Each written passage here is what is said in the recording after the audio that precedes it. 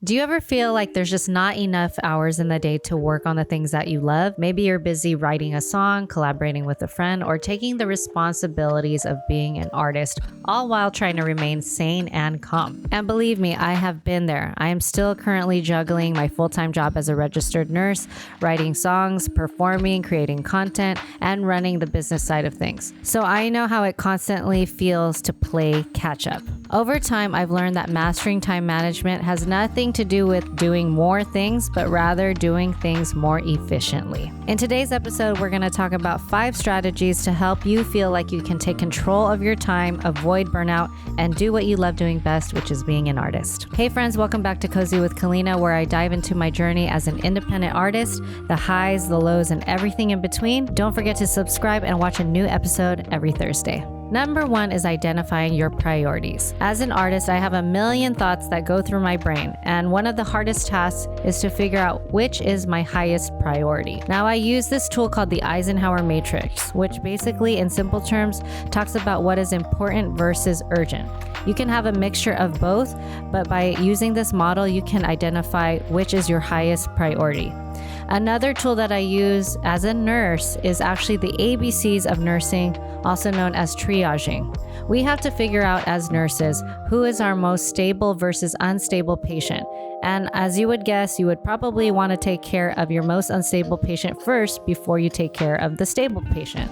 If someone is having a heart attack, you might want to choose them over someone else who's just in pain. So by using these tools, you can prioritize which is better for you and what is going to be at that top of your list. For example, if you have a song release, you're going to have to determine, should you finish the song versus getting a contract with your lawyer versus something else? You have to identify those priorities for yourself. Now, number 2 is creating a weekly workflow. As artists, I'm sure that you can agree that we do not have regular schedules. This is not a normal thing. So by creating a weekly workflow like writing Wednesdays or editing Saturdays or direct messaging Mondays. So by creating a weekly workflow, you can implement structure in your life to be more creative. So number 3 is batching your tasks. This is one of my most favorite tools that I use because you can extend your weekly workflow into a whole month's worth of content.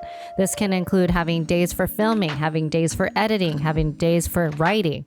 And I've already made a video about this in the description below if you want to check that out so that you can see how batching can be very beneficial to you as an artist. Number 4 is delegating and automating. As artists, I'm sure we all love to do everything ourselves because we're really proud of our art and it makes a lot of sense.